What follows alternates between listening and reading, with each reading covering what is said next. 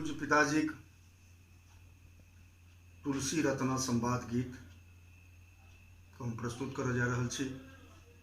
चूँकि हम गायन विधा से नहीं छी तैं हमरा गायन पर ध्यान नहीं दऽ कऽ गीतक शब्द आ हमरा भाव पर मात्र ध्यान दी।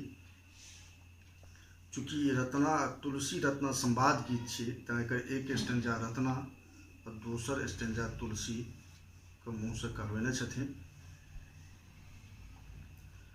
पुन दूर मतिया है राजा हमरो चढ़ल कैरे दैबा पुन रे बैरिनिया मति छीन लेलक रे की इहो हम जनितौं हे राजा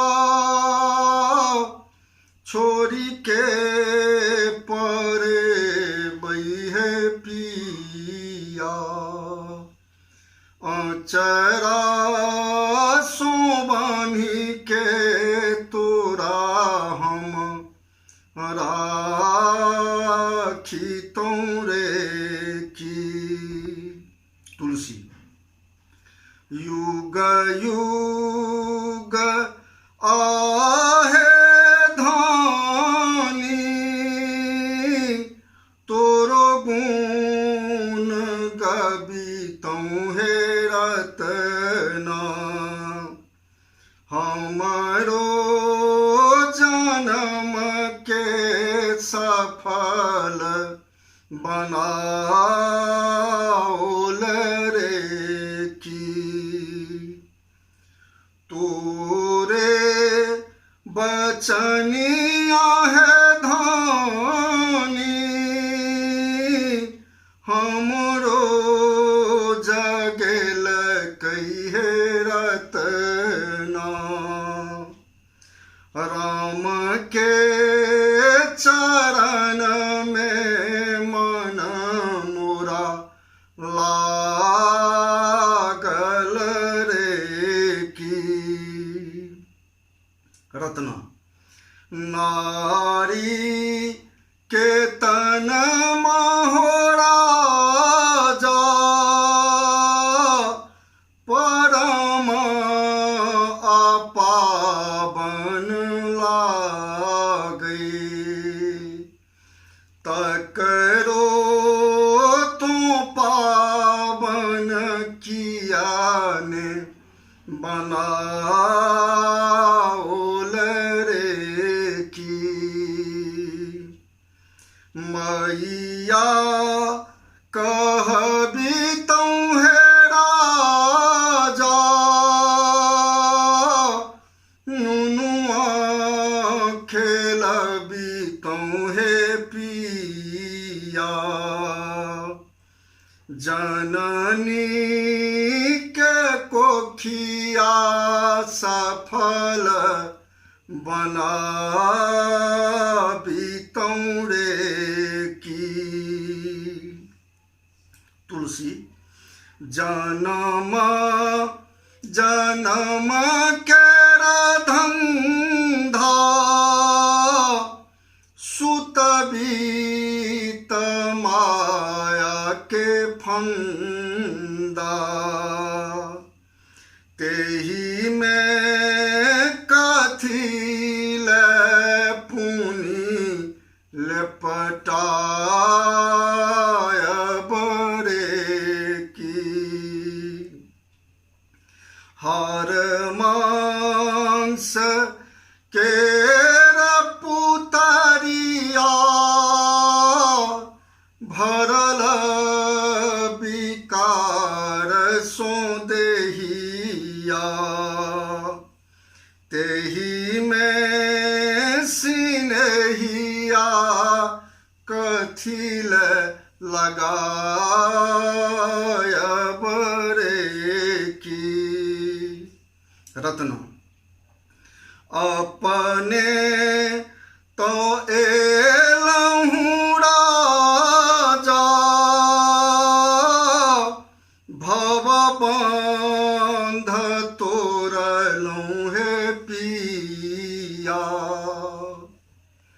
बीचे धार छोड़ी के हमरा बिसारल रे की अपने तरह राजा राम के चरण लागी सिया के शरण में हमरो लगाय बरे की तुलसी धन्य धन्य आहे धानी तोहरो जनम भेलो रतन रतन बनी यश लूटत रे की तुलसी के तुलना है धानी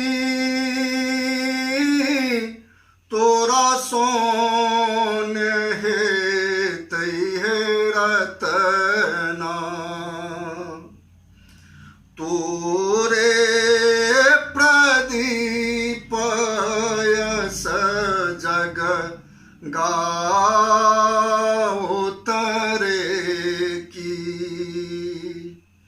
से तोरे प्रदीप यस जग